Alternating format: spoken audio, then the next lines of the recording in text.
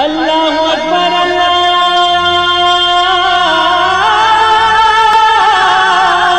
اکبر۔ السلام علیکم ورحمۃ اللہ وبرکاتہ۔ الحمدللہ رب العالمین والصلاة والسلام علی اشرف الانبیاء والمرسلین نبینا محمد وعلی آلہ وصحبہ اجمعین ومن تبعہم بإحسان الی یوم الدین، اما بعد۔ میرے دوستو، بزرگوں، اسلامی بھائیوں اور بہنوں، سامعین و سامعات کرام، صدائے حق سننے والے ساتھیوں، آج 14 ربیع الاول 1442 ہجری، 1 نومبر 2020 عیسوی، 16 گتے کارتک 2077 بکرمی، اتوار کا دن، میں محمد مستقی مدنی آپ لوگوں کی خدمت میں صدائے حق کا پروگرام لے کر حاضر ہو گیا ہوں، جو روزانہ آپ junk Nandini FM 95.5 mega hertz پر 1:30 بجے سے 2:15 بجے تک سماعت فرماتے آ رہے ہیں، جو جنک پور دھام دھنوشا نیپال سے نشر کیا جاتا ہے۔ آج بھی انشاءاللہ تبارک و تعالی سب سے پہلے تلاوت قرآن مجید سماعت فرمائیں گے، پھر ایک خوبصورت سی نظم اور ایک عالم کا خطاب۔ تو لیجئے سماعت فرمائیں سب سے پہلے قرآن مجید کی تلاوت۔ بسم اللہ الرحمن الرحیم۔ اللہ اکبر اللہ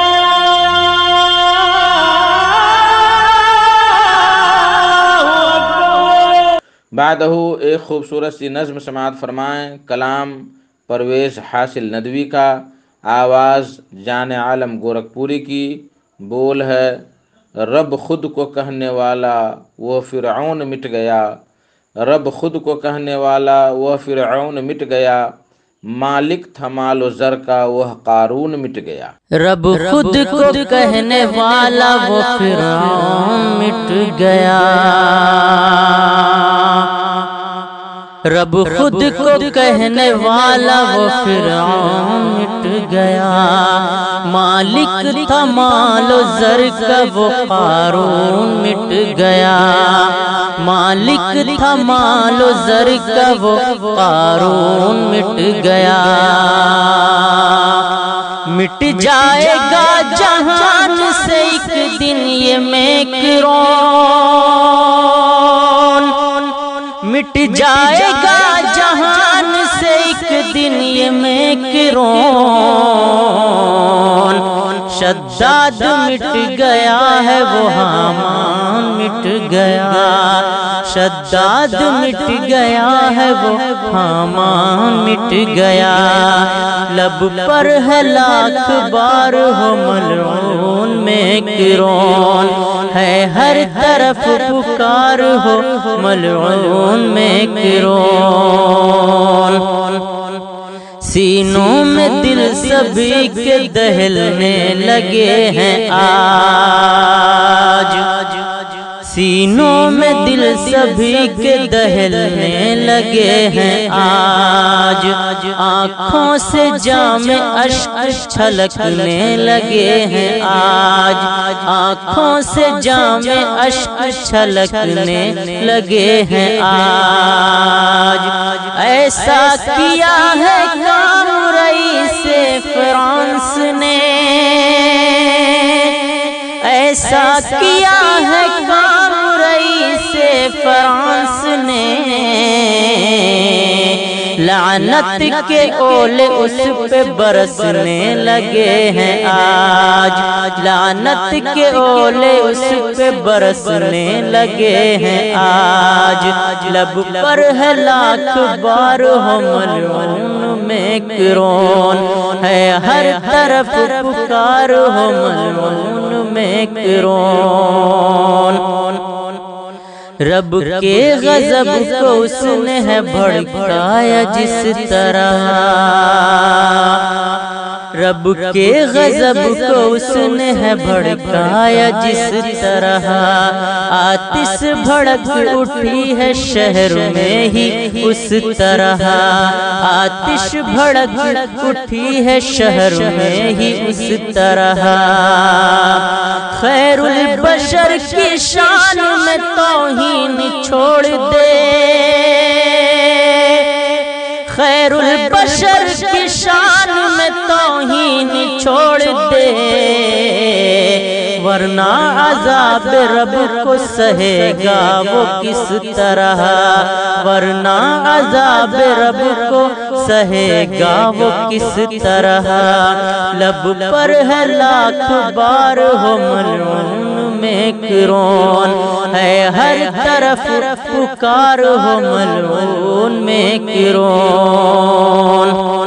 پوچھے ابو لہب سے وہ انجام کیا ہوا، پوچھے ابو لہب سے وہ انجام کیا ہوا، ابو جہل سرغنا تھا ابھی نام کیا ہوا، ابو جہل سرغنا تھا ابھی نام کیا ہوا۔ حاصل بتا دو اس کو یہ رتبہ رسول کا،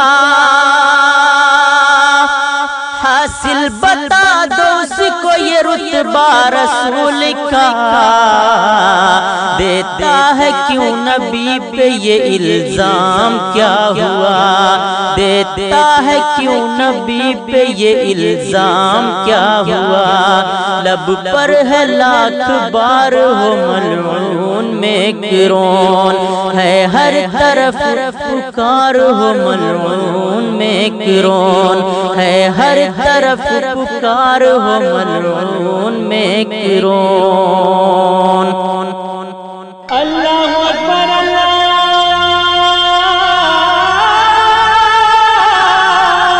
اکبر۔ میرے بھائیو، دوستو، بزرگوں، آج کا خطاب ہے فضیلت الشیخ عبد الولی عبد القوی حفظہ اللہ کا، جو مکتب جالیات حائط سعودی عرب میں دعوت و تبلیغ کا فریضہ انجام دے رہے ہیں۔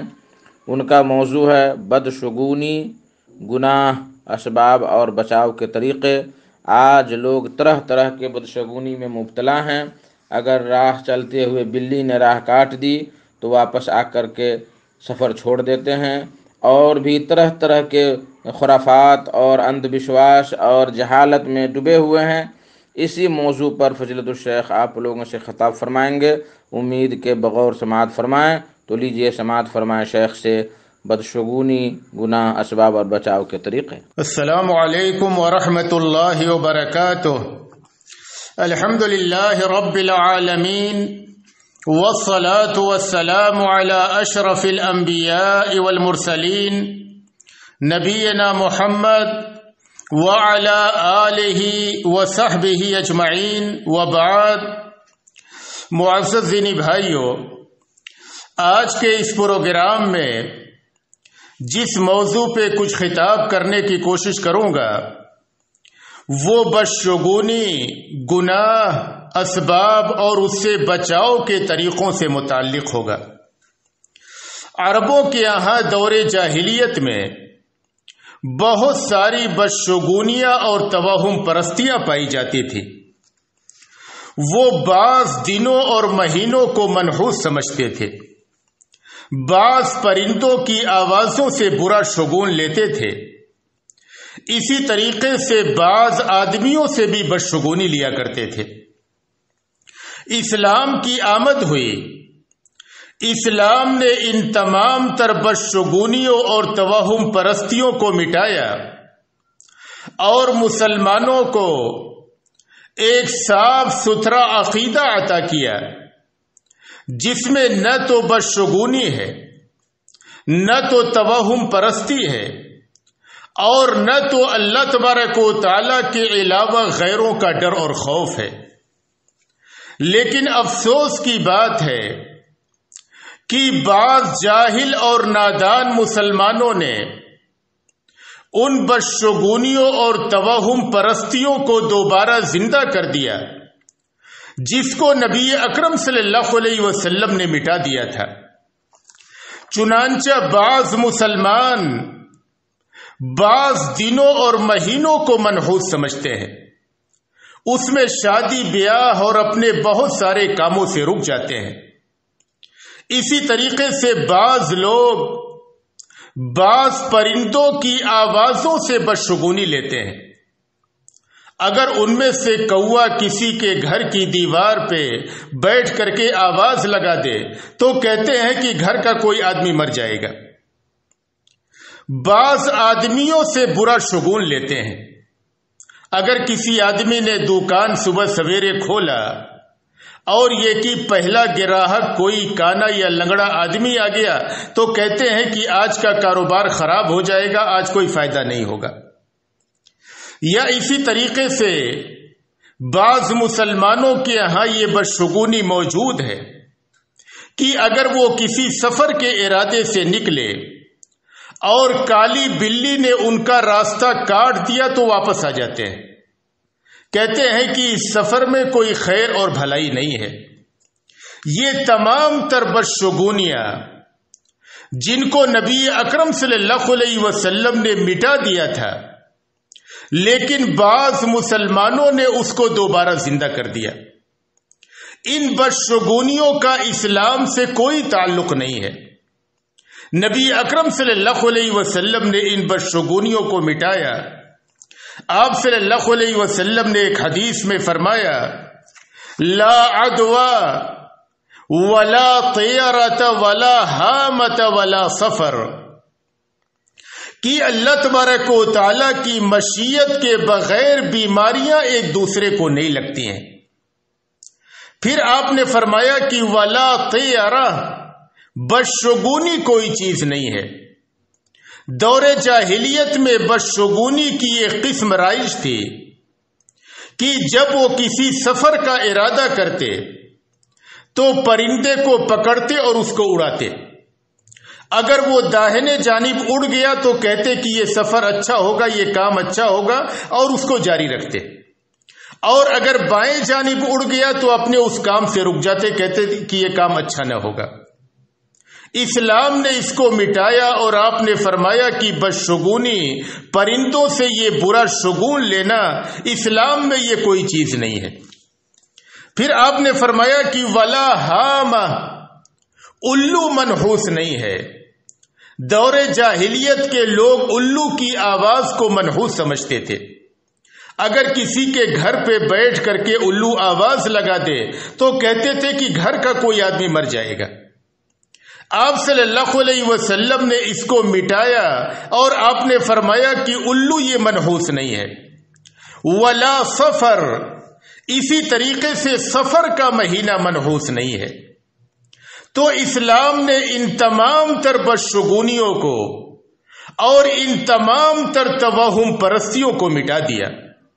لہذا ایک مسلمان کو چاہیے کہ ان چیزوں کو دوبارہ اپنے درمیان زندہ نہ کرے۔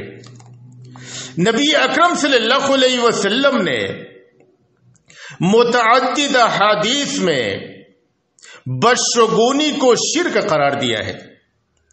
حضرت عبداللہ بن مسعود رضی اللہ عنہ بیان کرتے ہیں کہ نبی اکرم صلی اللہ علیہ وسلم نے فرمایا، الطیرۃ شرک، بدشگونی شرک ہے۔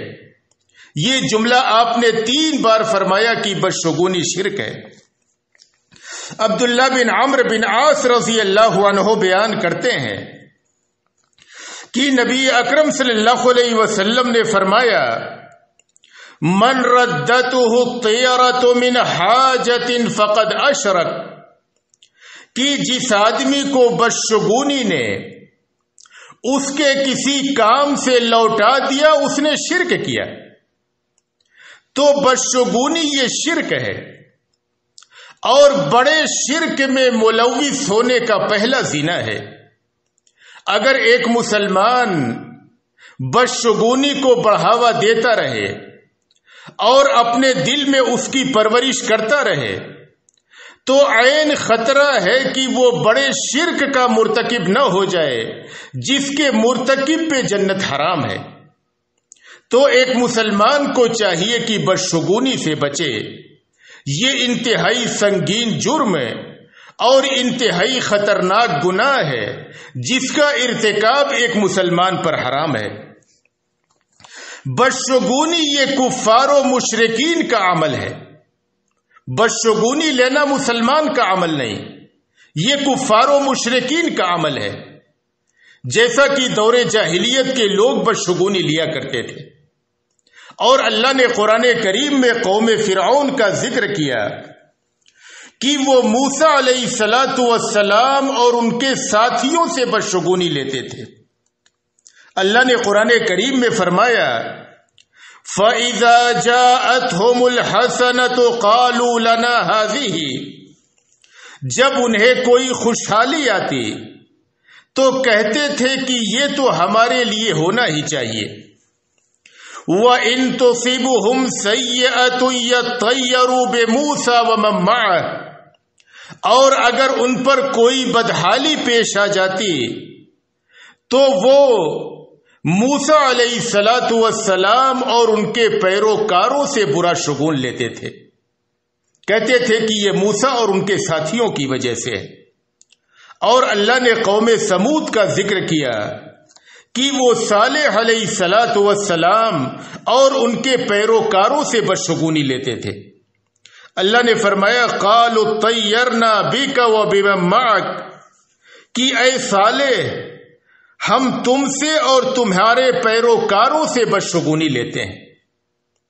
تو بدشگونی لینا کفار و مشرکین کا عمل ہے، یہ مسلمان کا عمل نہیں ہے.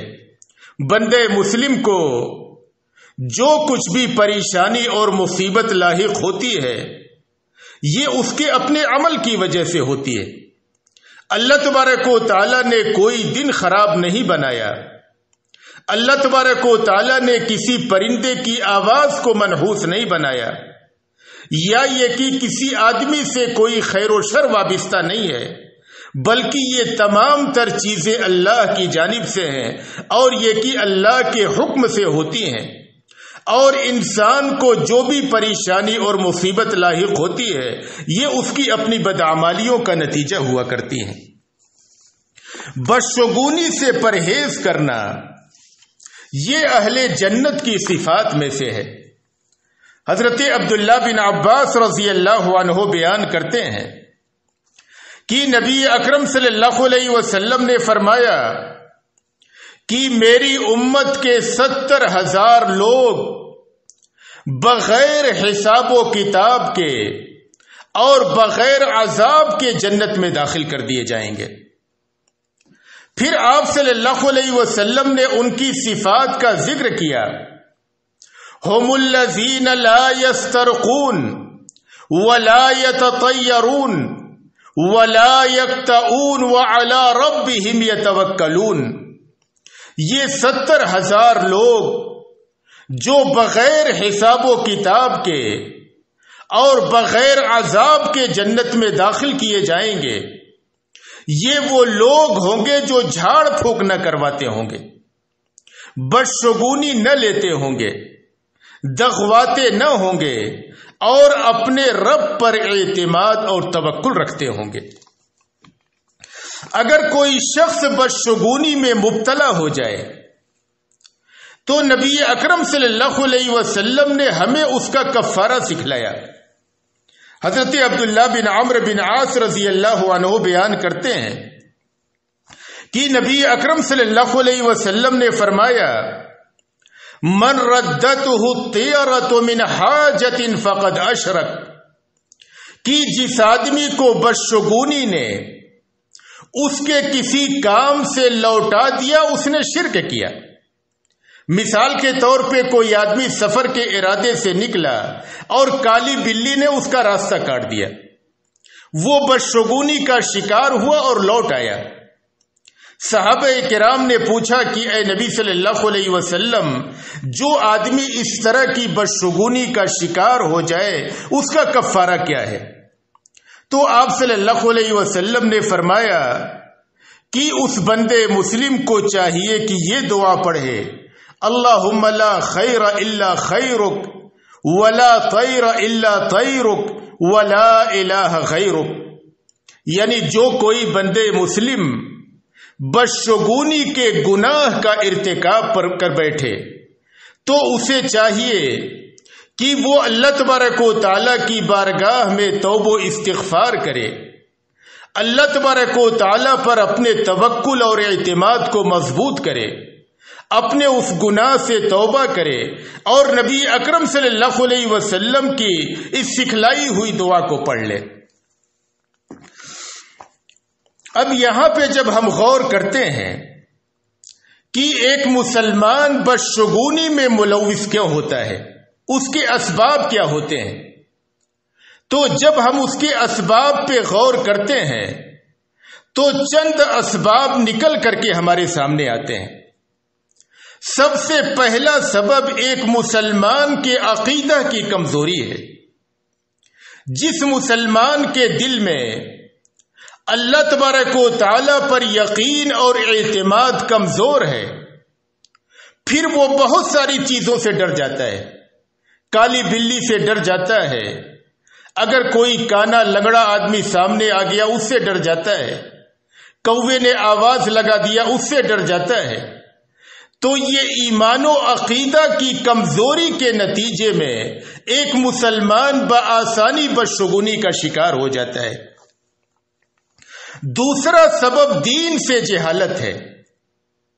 جو آدمی شریعت اسلامیہ سے واقف نہیں ہے، اس نے دین اسلام کو، دین و عقیدے کو صحیح طریقے سے نہیں سیکھا ہے، وہ اس طریقے کی بدشگونیوں میں پڑ جاتا ہے۔ اسی لیے آپ دیکھیں گے کہ بدشگونی ہو، توہم پرستی ہو، قبر پرستی کے فتنے ہوں، ان تمام میں ملوث آپ بیشتر ان لوگوں کو پائیں گے جو دین اسلام سے جاہل اور اس سے ناواقف ہیں۔ اسی لیے شریعت اسلامیہ نے ہر مسلمان پر یہ فرض قرار دیا کہ وہ اتنی مقدار میں دین کو ضرور سیکھے جس کے ذریعے سے وہ اپنے عقیدے کی حفاظت کر سکے، روزہ و نماز کو، اللہ کی عبادت کو صحیح طریقے سے قائم کر سکے۔ اتنی مقدار میں دین کا سیکھنا یہ ہر مسلمان پر فرض ہے۔ حضرت انس بن مالک رضی اللہ عنہ بیان کرتے ہیں کہ نبی اکرم صلی اللہ علیہ وسلم نے فرمایا، طلب العلم فریضۃ علی کل مسلم، کہ علم دین کا سیکھنا ہر مسلمان پر فرض ہے۔ یعنی اتنی مقدار میں علم دین کا سیکھنا جس کے ذریعے سے عقیدے کی حفاظت کی جا سکے، ایک بندے مسلم اپنے صحیح اسلامی عقیدے پر عمل کر سکے، اللہ کی عبادت کو صحیح طریقے سے انجام دے سکے، اتنی مقدار میں علم دین کا سیکھنا یہ ہر مسلمان پر فرض ہے۔ بدشگونیوں میں ملوث ہونے کا تیسرا سبب خواہشات نفس کی پیروی ہے۔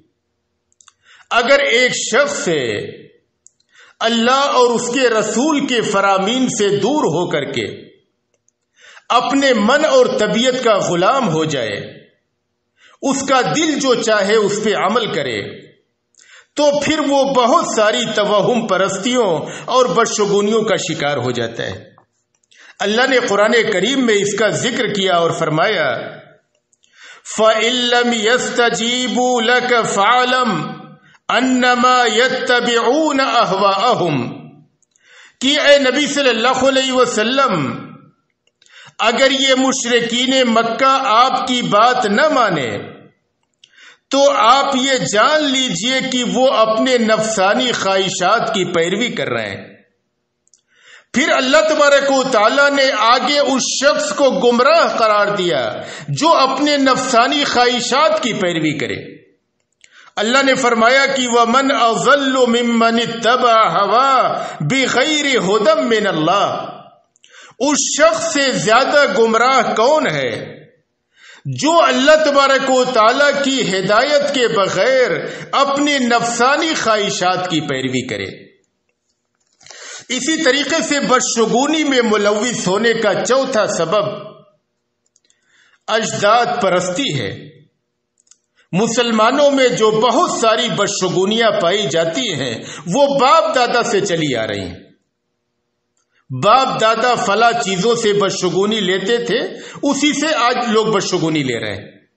اور جب ان سے کہا جائے کہ یہ چیزیں ہمارے صحیح اسلامی عقیدے سے ٹکراتی ہیں اور ان چیزوں میں نفع نقصان کی کوئی بھی صلاحیت نہیں ہے، ان سے ہمارا نفع نقصان وابستہ نہیں ہے، تو وہ ان باتوں کو ماننے کے لیے تیار نہیں ہوتے ہیں۔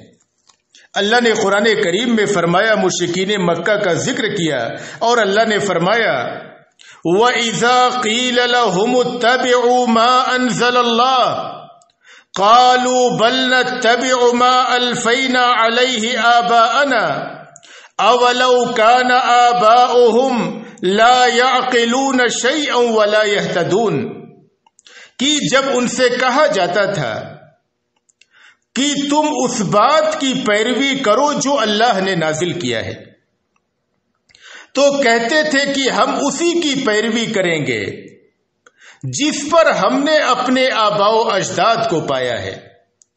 باپ دادا جس طریقے پر چلے ہیں ہم اسی طریقے پر چلیں گے۔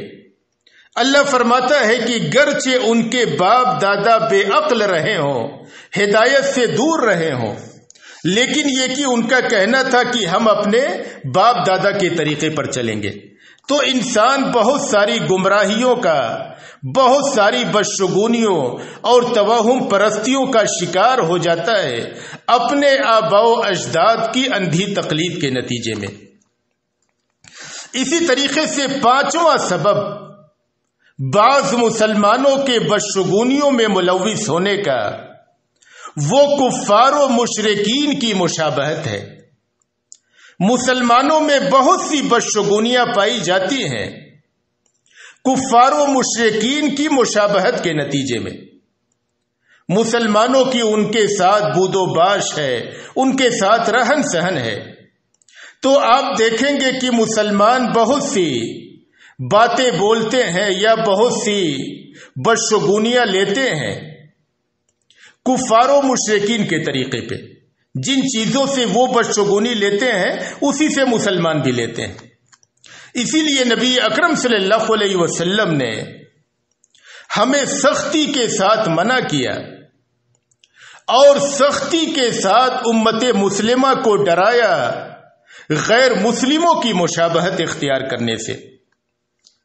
حضرت عبداللہ بن عمر رضی اللہ عنہ بیان کرتے ہیں کہ نبی اکرم صلی اللہ علیہ وسلم نے فرمایا من تشبہ بقوم فہو منہم، جو کسی قوم کی مشابہت اختیار کرے وہ انہی میں سے ہے، خواہ یہ مشابہت عقیدے میں ہو، عمل میں ہو، طور طریقے میں ہو، کسی بھی طریقے کی مشابہت غیر قوموں کے ساتھ اسلام نے اس کو حرام قرار دیا۔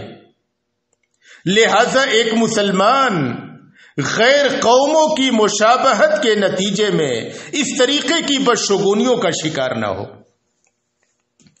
اب ہم یہاں پر دیکھتے ہیں کہ ان بدشگونیوں اور توہم پرستیوں سے بچاؤ کے طریقے کیا ہیں۔ اگر ہمارے سامنے کوئی ایسی چیز آئے جس سے لوگ عموماً بدشگونی لیتے ہیں، تو ایسے موقع پہ اس سے بچاؤ کے تعلق سے ہمارا طریقہ کیا ہونا چاہیے؟ ہم کس طریقے سے ان چیزوں سے بدشگونی لینے سے بچ سکتے ہیں؟ تو ان میں سے سب سے پہلی چیز اللہ پر توکل اور اعتماد ہے۔ جب اس طریقے کی چیزیں سامنے آئیں جن سے جاہل لوگ بدشگونی لیتے ہیں اور دل میں کچھ وسوسے آنے لگے، تو بچاؤ کا طریقہ یہ ہے کہ ایک مسلمان اللہ تبارک و تعالی پر اپنے اعتماد اور توکل کو اور اللہ تبارک و تعالی پر اپنے یقین کو تازہ کرے اور اپنے تمام تر معاملے کو اسی اللہ کے حوالے کرے کہ جو کچھ کرنا ہے اللہ کو کرنا ہے۔ اس کالی بلی میں یا کوے کی آواز میں کوئی نفع نقصان نہیں ہے، جو کچھ کرنا ہے وہ اللہ کو کرنا ہے۔ حضرت عبداللہ بن مسعود رضی اللہ عنہ بیان کرتے ہیں کہ نبی اکرم صلی اللہ علیہ وسلم نے فرمایا الطیرۃ شرک، بدشگونی شرک ہے۔ پھر آپ نے فرمایا وما منا الا ولکن اللہ یذہبہ بالتوکل، کہ ہم میں سے ہر شخص کے دل میں کچھ نہ کچھ بدشگونی آتی ہے، لیکن اللہ تبارک و تعالی توکل کے ذریعے سے اس کو ختم کر دیتا ہے۔ اگر ایک مسلمان اللہ پر اعتماد اور توکل کر لے، اللہ پر یقین کر لے، اس پہ بھروسہ کر لے، تو ساری بدشگونیاں اس کے دل سے ختم ہو جائیں گی۔ اسی لیے اللہ نے قرآن کریم کی مختلف آیات میں ہم مسلمانوں کو اس بات کا حکم دیا ہے کہ ہم اللہ تبارک و تعالی پر اعتماد اور توکل رکھیں۔ اللہ نے قرآن کریم کی ایک آیت کریمہ میں فرمایا وَعَلَى اللَّهِ فَتَوَكَّلُوا إِن كُنتُم مُؤْمِنِينَ، کہ اگر تم مومن ہو تو تم اللہ ہی پر اعتماد اور توکل رکھو۔ اور اللہ نے ایک دوسری آیت کریمہ میں فرمایا قُل لَن يُصِيبَنَا إِلَّا مَا كَتَبَ اللَّهُ لَنَا هُوَ مَوْلَانَا وَعَلَى اللَّهِ فَلْيَتَوَكَّلِ الْمُؤْمِنُونَ، کہ اے نبی صلی اللہ علیہ وسلم آپ کہہ دیجئے کہ ہمیں وہی مصیبت لاحق ہوگی جو اللہ تبارک و تعالی نے ہمارے حق میں لکھ دی ہے۔ وہ اللہ تبارک و تعالی ہمارا حامی اور ناصر ہے، اور مومنوں کو اللہ ہی پر بھروسہ کرنا چاہیے۔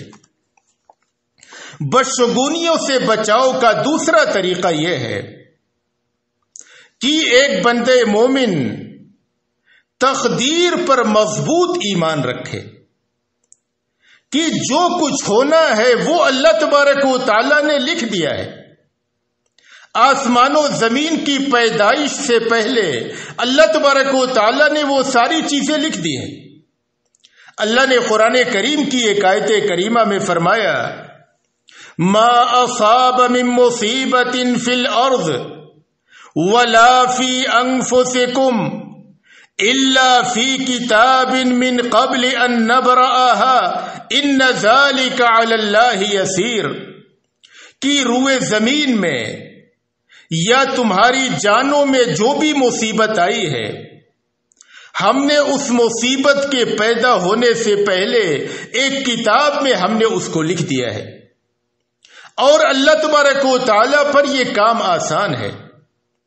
حضرت عبداللہ بن عمرو بن عاص رضی اللہ عنہ بیان کرتے ہیں کہ میں نے نبی اکرم صلی اللہ علیہ وسلم کو فرماتے ہوئے سنا كتب الله مقادير الخلائق قبل ان يخلق السماوات والارض ب50,000 سنة، کہ اللہ تبارک و تعالی نے مخلوق کی تقدیروں کو آسمان و زمین کی پیدائش سے 50 سال پہلے لکھ دیا ہے۔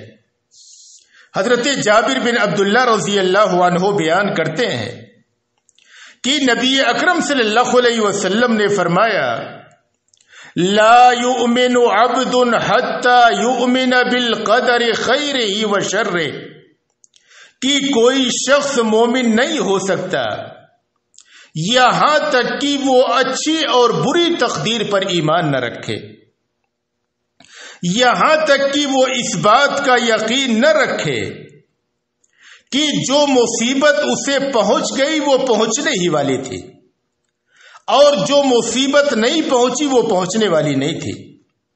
اسی لیے نبی اکرم صلی اللہ علیہ وسلم نے ہمیں ایک حدیث میں تعلیم دیا کہ اگر ہمیں کوئی مصیبت لاحق ہو جائے، کوئی پریشانی آ جائے، تو ہم اگر مگر نہ کریں۔ آپ صلی اللہ علیہ وسلم نے فرمایا وَإِنْ أَصَابَكَ شَيْءٌ فَلَا تَقُلْ لَوْ أَنِّي فَعَلْتُ كَذَا كَانَ كَذَا وَكَذَا، کہ اگر تمہیں کوئی مصیبت لاحق ہو جائے تو تم یہ نہ کہو کہ اگر میں نے ایسا کیا ہوتا تو ایسا ہوا ہوتا، بلکہ تم یہ کہو قدر اللہ وما شاء فعل، کہ اللہ تبارک و تعالی کا یہی لکھا ہوا تھا اور وہی ہوا جو اللہ نے لکھ دیا تھا۔ اس لیے کہ اگر مگر کرنے سے شیطان کے وسوسے کے دروازے کھلتے ہیں۔ تو ایک مسلمان تقدیر پر یقین کامل رکھے، اس کے ذریعے سے وہ بہت ساری بدشگونیاں اور بہت ساری توہم پرستیوں سے خود کو بچا سکتا ہے۔ تیسری چیز یہ ہے بدشگونی سے بچاؤ کے لیے کہ ایک بندے مسلم اللہ کے ساتھ اچھا گمان رکھے، یہ گمان رکھے کہ اللہ تبارک و تعالی اس کے ساتھ اچھا معاملہ کرے گا، اللہ کے ساتھ برا گمان نہ رکھے۔ حضرت ابو ہریرہ رضی اللہ عنہ بیان کرتے ہیں کہ نبی اکرم صلی اللہ علیہ وسلم نے فرمایا کہ اللہ تبارک و تعالی فرماتا ہے انا عند ظن عبدی بی، کہ میں اپنے بندے کے گمان کے پاس ہوتا ہوں، بندہ میرے تعلق سے جیسا سوچتا ہے میں اس کے ساتھ ویسے ہی معاملہ کرتا ہوں۔ تو بندے کو چاہیے کہ وہ اللہ کے بارے میں اچھا گمان رکھے کہ اللہ تبارک و تعالی میرے اوپر رحم کرے گا، اللہ مجھے پریشانیوں سے بچائے گا، وہ بدشگونیوں اور توہم پرستیوں کا شکار نہ ہو، بلکہ اللہ تبارک و تعالی کے ساتھ حسن ظن رکھے۔ اس طریقے کی بدشگونیوں سے بچنے کے لیے چوتھا طریقہ یہ ہے کہ بندے مسلم خود کو وسوسوں سے بچائے اور اپنے کام کو جاری کر دے۔ اگر اس کے سامنے کوئی ایسی چیز آتی ہے جس سے لوگ عموماً بدشگونی لیتے ہیں اور نفس میں کچھ وسوسے آتے ہیں، تو اس کو چاہیے کہ ان وسوسوں کو ختم کرے، ان وسوسوں پہ توجہ نہ دے اور یہ کہ اپنے کام کو جاری کر دے۔ حضرت معاویہ بن حکم بیان کرتے ہیں کہ میں نے نبی اکرم صلی اللہ علیہ وسلم سے کہا کہ اے نبی صلی اللہ علیہ وسلم، ہم دور جاہلیت میں بہت سارے کام کرتے تھے، ان میں سے ایک کام ہمارا یہ بھی تھا کہ ہم کاہنوں کے پاس آتے تھے مستقبل کی باتیں جاننے کے لیے، اپنے تقدیر کے احوال معلوم کرنے کے لیے کہ آگے ہمارے ساتھ کیا ہوگا، ان چیزوں کو معلوم کرنے کے لیے ہم کاہنوں کے پاس آتے تھے۔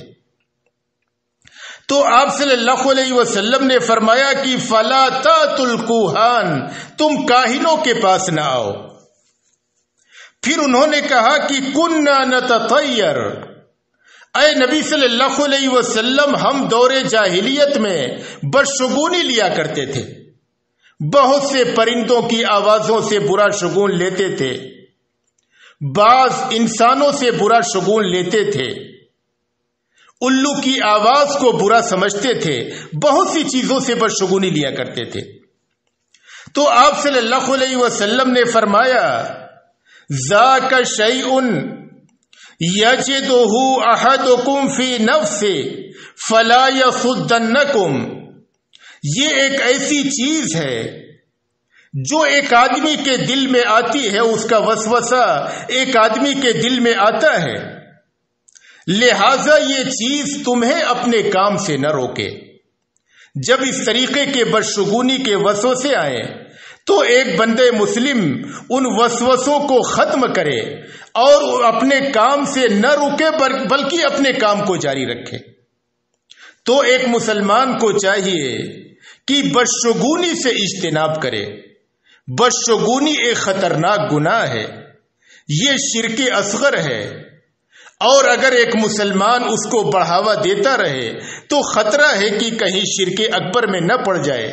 لہذا ایک مسلمان کو چاہیے کہ بدشگونیوں سے توبہ کرے، اللہ تبارک و تعالیٰ پہ اپنے یقین و اعتماد کو مضبوط کرے، اللہ تبارک و تعالیٰ کی لکھی ہوئی تقدیر پہ، جس کو اللہ تبارک و تعالیٰ نے آسمان و زمین کی پیدائش سے پہلے لکھ دیا تھا، اس تقدیر پہ مضبوط ایمان رکھے، اور یہ کہ ان حقیر معمولی چیزوں سے جن سے ایک مسلمان کا کوئی نفع نقصان وابستہ نہیں ہے، ان سے اپنے دلوں میں کوئی برا شگون نہ لائے۔ اللہ تبارک و تعالی سے دعا ہے کہ ہمیں بدشگونیوں سے محفوظ رکھے۔ اے اللہ تبارک و تعالی تو جب تک ہمیں اس دنیا میں رکھ، ایمان و اسلام پہ رکھ، اور جب ہمارا خاتمہ ہو ایمان و اسلام پہ ہو۔ وآخر دعوانا ان الحمد للہ رب العالمین۔ اللہ اکبر اللہ